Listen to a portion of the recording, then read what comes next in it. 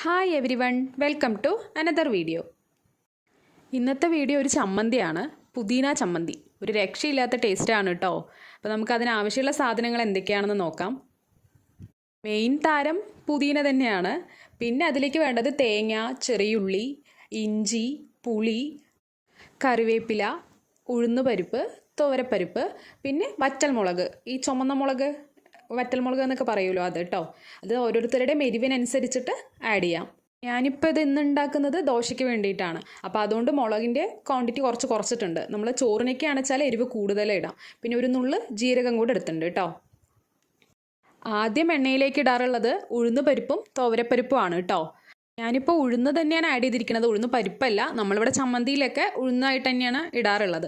പിന്നെ അതൊന്ന് ജസ്റ്റ് ചൂടായി വരുമ്പോൾ ഇഞ്ചി, 2-3 കഷ്ണം ചെറിയ ഇഞ്ചി, പിന്നെ നമ്മുടെ ആ വറ്റൽമുളകും കറിവേപ്പിലയും, അത് 3 കൂടെ ആഡ് ചെയ്യും. എന്നിട്ട് നന്നായിട്ട് ഇളക്കി കൊടുക്കും. ചെറിയ തീയിൽ വെച്ചിട്ടാണ് ഇളക്കി കൊടുക്കാറുള്ളത് കേട്ടോ. അപ്പോൾ അത് നന്നായിട്ടായി വരുന്ന സമയത്ത് അതിലേക്ക് തേങ്ങ കൂടെ ആഡ് ചെയ്യും. തേങ്ങയും അതുപോലെ നമ്മൾ ചോറിനൊക്കെ ആണെച്ചാൽ ഒന്നുകൂടെ നന്നായിട്ട് വറുത്തെടുക്കും. നമ്മൾ ഇപ്പോൾ ദോശയ്ക്കോ അല്ലെങ്കിൽ ചപ്പാത്തിക്കൊക്കെ ഈ ചമ്മന്തി നല്ലതാട്ടോ. അപ്പോൾ അതിനൊക്കെ ആണെന്നുണ്ടെങ്കിൽ ഒരുപാട് വറുക്കില്ല, ജസ്റ്റ് ഒന്ന് ചൂടാക്കി എടുക്കുകയേ ചെയ്യാറുള്ളൂ കേട്ടോ. തേങ്ങ പാകമായിട്ട് വരുമ്പോൾ ഒരു നുള്ളി ജീരകവും പുളിയും ആഡ് ചെയ്യും. പിന്നെ ചെറിയുള്ളിയും ഇപ്പോഴാണ് ഇടാറുള്ളത്. ചമ്മന്തിയിൽ ആ ചെറിയുള്ളിയുടെ ഒരു പച്ച ടേസ്റ്റ് തന്നെയാണല്ലോ നല്ലത് അല്ലേ. അതുകൊണ്ട് ഞാൻ ചെറിയുള്ളി എണ്ണയിൽ ചൂടാക്കാറില്ല കേട്ടോ. ഈ തേങ്ങ ആയ ശേഷം അതിലാണ് ഇട്ട് കൊടുക്കാറുള്ളത്. ഇതൊക്കെ സെറ്റായി വരുമ്പോൾ നമുക്ക് അതിൽ ആവശ്യത്തിന് ഉപ്പ് കൂടെ ചേർത്താം. എന്നിട്ടാണ് നമ്മുടെ മെയിൻ താരം പുതിന ഇല ഇടാറുള്ളത് കേട്ടോ. പുതിന ആഡ് ചെയ്തതും ജസ്റ്റ് തീ ഓഫ് ചെയ്യും കേട്ടോ. ആ ചൂടിൽ തന്നെ നന്നായിട്ടൊന്ന് ഇളക്കി കൊടുക്കും. അല്ലാതെ അത് ഒരുപാട് കുക്കാവേണ്ട ആവശ്യമില്ലല്ലോ, എന്നാൽ ചൂടാവും വേണം.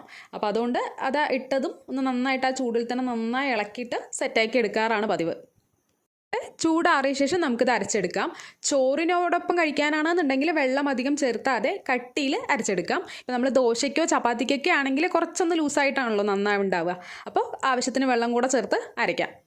പിന്നെ ഞാൻ നേരത്തെ പറഞ്ഞതുപോലെ ചോറിൻ്റെ കൂടെ കഴിക്കാനാണെങ്കിൽ മുളകിൻ്റെയും പുളിയുടെയും അളവ് കുറച്ച് കൂടുതൽ എടുക്കണം കേട്ടോ. ഇതിപ്പോൾ ഞാൻ ദോശയ്ക്കായതുകൊണ്ടാണ് ഇതിൻ്റെ അളവ് കുറച്ചെടുത്തിരിക്കുന്നത്. ഈ ചമ്മന്തി ഇതുവരെ ഉണ്ടാക്കാത്തവരുണ്ടെങ്കിൽ എന്തായാലും ട്രൈ ചെയ്ത് നോക്കണം കേട്ടോ. അടിപൊളി ടേസ്റ്റാണ്. കൂടെ തന്നെ നമ്മളുടെ ചാനൽ ആദ്യമായിട്ട് കാണുന്നവരുണ്ടെങ്കിൽ സബ്സ്ക്രൈബ് ചെയ്യാൻ മറക്കല്ലേ. വീഡിയോ ഇഷ്ടമായിട്ടുണ്ടെങ്കിൽ ഫ്രണ്ട്സ് ആൻഡ് ഫാമിലിക്ക് കൂടെ ഷെയർ ചെയ്ത് കൊടുക്കണം കേട്ടോ. അപ്പോൾ മറ്റൊരു വീഡിയോയിൽ കാണും വരേക്കും എല്ലാവർക്കും ബൈ.